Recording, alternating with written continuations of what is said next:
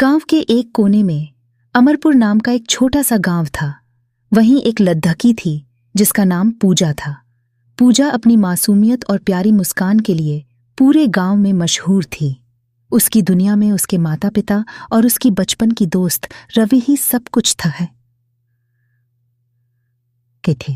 रवि और पूजा बचपन से एक दूसरे के बेहद करीब थे। दोनों ने खेतों में दौड़ते हुए, नदी के किनारे खेलते हुए और आम के पेड़ों के नीचे सपने बुनते हुए अपना बचपन बिताया। पूजा की आंखों में एक सपना था, गांव के बच्चों के लिए एक स्कूल खोलना। रवि हर पल उसके इस सपने को साकार करने का वादा करता था। समय बीता और रवि शहर पढ़ाई के लिए चला गया। पूजा ने पूरे गांव में यह बात फैला दी कि उसका रवि जब पढ़ लिख कर आएगा तो वे दोनों गांव का पहला स्कूल खोलेंगे। लेकिन शहर की जिंदगी में फंसे रवि के खत धीरे धीरे कम होते गए। पूजा हर दिन डाकिये का इंतजार करती, लेकिन खत नहीं आया। एक दिन गांव में खबर आई कि रवि अब शहर में नौकरी कर रहा है और उसने वहीं शादी कर ली है।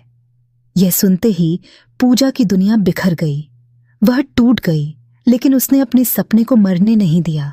उसने खुद काम किया, लोगों के घरों में झाड़ू पोछा किया और धीरे धीरे पैसे जमा किए।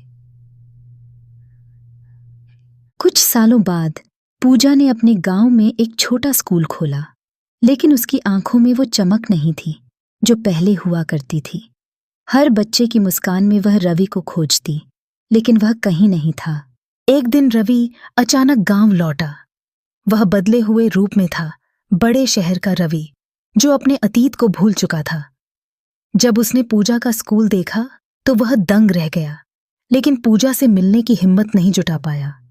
उसने पूजा को दूर से देखा, उसकी आंखों में वो दर्द देखा और चुपचाप लौट गया।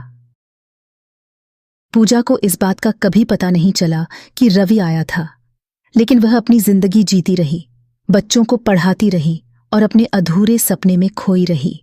यह कहानी केवल अधूरी नहीं थी, बल्कि उन सपनों की थी जो बिखर कर भी दूसरों के लिए रोशनी बन गए।